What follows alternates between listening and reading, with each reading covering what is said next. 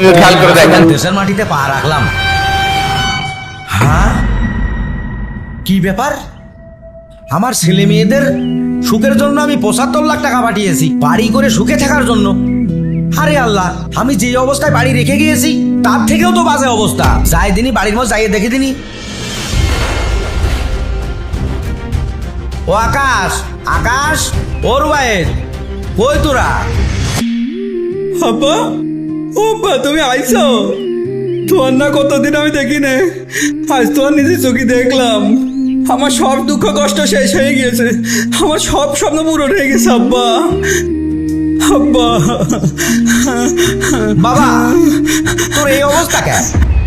তুই কাঁদিস না মনি, আমি তো চলে আইছি। আর তোর কাপড় চুপড়ি রে হালকা। আর তোর ছোট ভাই আকাশ কোথায়? ছোট ভাই তো অনেক আগেই বাড়ি ছেড়ে ওই রাস্তার ধারে একটা বিশাল একটা আলিশান বিল্ডিং করে সেখানে বউ ছেলে মেয়ে নিয়ে সুখী আছে। আর আমি এই ভাঙা বাড়িতেই থাকি।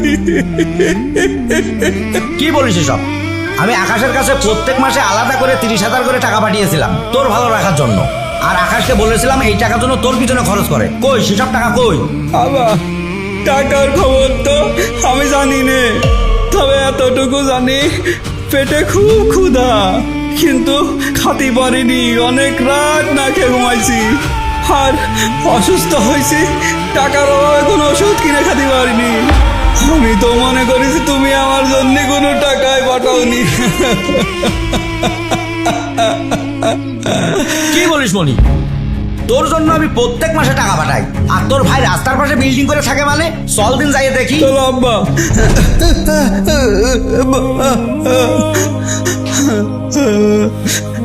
চলো আব্বা, এই যে এই বাড়ি করেছে। কি সুন্দর বাড়ি করেছে। এই আকাশ, আকাশ, এই কই তুই? এই বালা শিগগিরি। কি ডারে ডাকছে ও টাইমে? আরে আব্বা, তুমি কখন আসলে? তা তুমি আসবা, আমার একটা ফোন দিবা না? আমি এয়ারপোর্টে তোমার কাছে যেতাম। আইসো, ভিতরে আইসো। এই তুই থাম, তুই আর নাটক করিস না। তুই আগে আমার প্রশ্নের উত্তর দে। আমি যে ৩০ বছর বিদেশ খেটে কষ্ট করে যে টাকা তোর কাছে পাঠিয়েছি, তা আমার এই প্রতিবন্ধী ছেলে ভাঙা ঘরে থাকে কেন? আরে আব্বা, তুমি যেটা ভাবছো সেটা না, আগে আমার কথাটা শোনো। তোর কথা অনেক শুনেছি, আজ তুই আমার কথা শুনবি।